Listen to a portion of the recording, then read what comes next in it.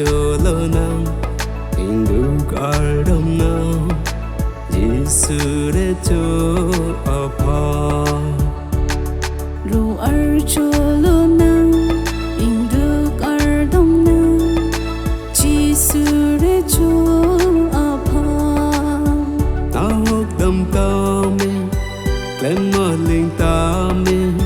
Nahog damdami Klemaling tami Jesus si eja epa Ro archolonam induk ardamnam Jisure cho apa ru archolonam induk ardamnam Jisure cho apa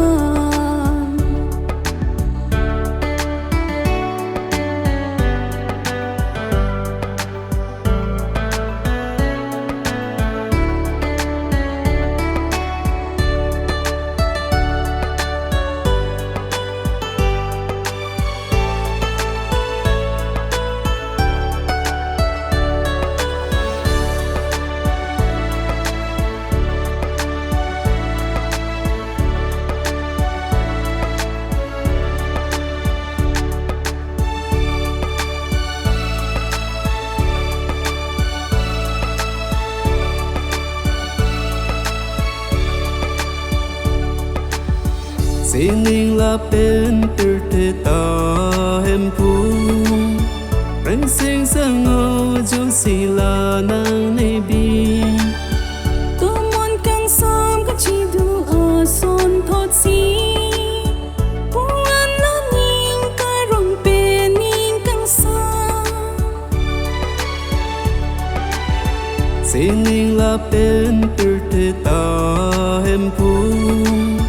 Ranh sinh sang ngô chú si la nang nê bi Tu muốn căng xóm các chi du ở son thốt si Bung an lo nhìn cái rong bê nhìn căng xa Na khao ni bên prayo ni La nang cho con kia thế Ro archolonam induk ardamnam Jisure cho apa ru archolonam induk ardamnam Jisure cho apa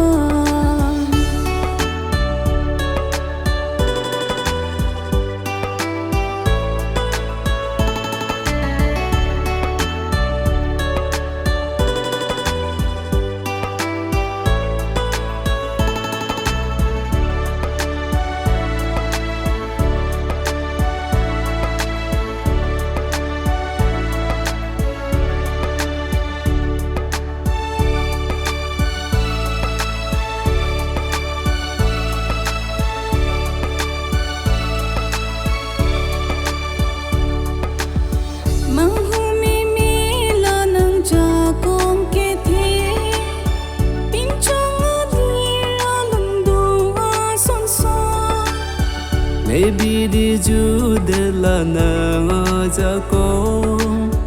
Ting ne u ne ne kai na nga kang ho Mang hu mi mi la nang ja con ke the Pin chong a di la lum do a son son Maybe di ju de la na nga ja ko Tình ne u ne ne kai na nga kang ho Ki mu verji em tu nam pa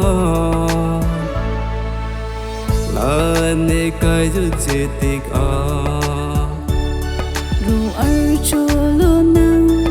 induk ardamnam Jisure cho apa Ro archolonam induk ardamnam Jisure cho apa Nahog damdami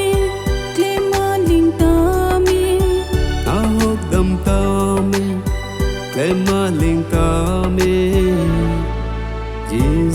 se e jai phan ro ar cholo na induk ar dom na Jisu re cho apa ro ar cholo na induk ar dom na Jisu re cho apa